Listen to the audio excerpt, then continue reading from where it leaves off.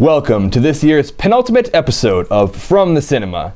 I'm your remarkable host, Alex Dodson. Today, since this is my last day in the studio for the semester, I'll be filming 2 episodes back to back, which will then be released separately. First up, we'll be talking about the 5 major films that are premiering this December. Let's start off with Out of the Furnace. This film comes out December 6th, which also happens to be my birthday, so we all know what I'll be doing that evening. It's directed by Scott Cooper, the guy who made Crazy Heart back in 2009. It's got a hell of a cast led by Christian Bale, Casey Affleck, and Woody Harrelson. Bale and Affleck are brothers in a backwater mountain community in Pennsylvania. Harrelson seems to be the head of some redneck crime organization that sponsors a variety of illicit and illegal activities.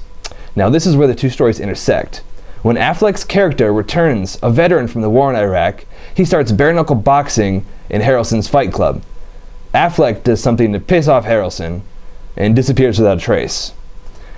Bale spends the remainder of the film looking for his brother and inevitably crosses paths with Harrelson in what will surely be a tense confrontation. The reviews are solid and the trailers look pretty promising for this intense rural crime thriller. This has been at the top of my most anticipated list for months, and I am so excited to see it. Now we have the first of 2 sequels on this list.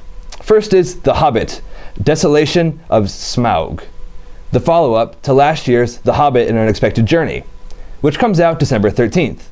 This is the second film in a planned trilogy that acts as a prequel to the popular Lord of the Rings trilogy that came out in 2001, 2002, and 2003, which was also directed by Peter Jackson.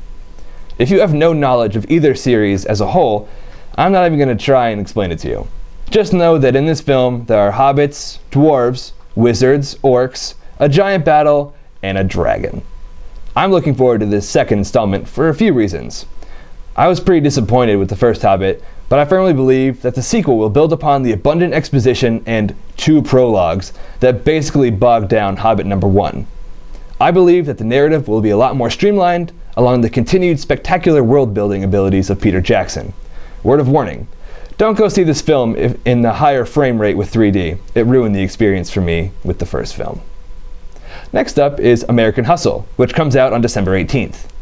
Based on a true story set in the 80s, Christian Bale plays a con artist who, with the help of his partner Amy Adams, assists an FBI agent, played by Bradley Cooper, in taking down a dirty politician, played by Jeremy Renner. That was a lot of names.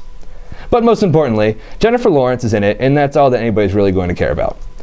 Director David O. Russell is vying for a Best Director three-peat after The Fighter and Silver Linings Playbook earned him nominations in 2010 and 2012. This film will most certainly be a major awards contender in categories across the board. Keep an eye out for it come Oscar night. The other sequel is really ridiculously good looking. Yup, you guessed it, Anchorman 2. The gang is back on December 18th. Ron Burgundy and the Channel 4 news team are leaving the town, otherwise known as a whale's vagina, and have been relocated to the Big Apple to tackle the 80s and the imposing 24-hour news cycle. Hijinks and celebrity cameos will be loaded into the long-awaited follow-up to the 2004 classic, because let's not forget, the first film was kind of a big deal. Finally, we've got another film based on the true story set in the 80s. The Wolf of Wall Street comes to theaters on Christmas Day to capitalize on the corporate greed that the holiday can be so closely associated with. In the film, Leonardo DiCaprio reteams with acclaimed director Martin Scorsese to tell the success story of Jordan Belfort, a self-made man who lived life to excess as a wildly successful stockbroker who cheated all of the rules. It's got a solid supporting cast in Jonah Hill, Matthew McConaughey, and Kyle Chandler, but looks to be entertaining as hell just for DiCaprio's over-the-top performance and the mere fact that Scorsese is playing around with dark comedy for the first time in many years. While a hard R rating and a 3-hour runtime may seem daunting to the average moviegoer, trust me when I say that this may turn out to be the best film of the year. Open your presents quickly and head out to theaters this Christmas. Now, December is proving to be quite the month to wrap up a fairly decent year in film, and might be able to make it a great year in film. Be sure to catch all of these movies in theaters this month.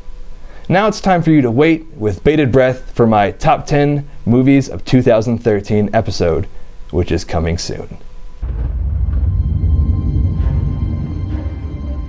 What is this place? The desolation of Smaug.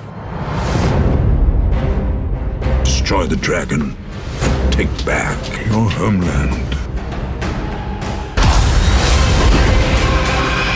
I am king under the mountain. Stop. Okay? Safety first. Safety is first. We don't want to get a bad reputation. And I'm zoning, I think I'm possessed. It's an omen, I keep it 300. Like the Romans, 300. We're the Trojans, baby, we living in the moment.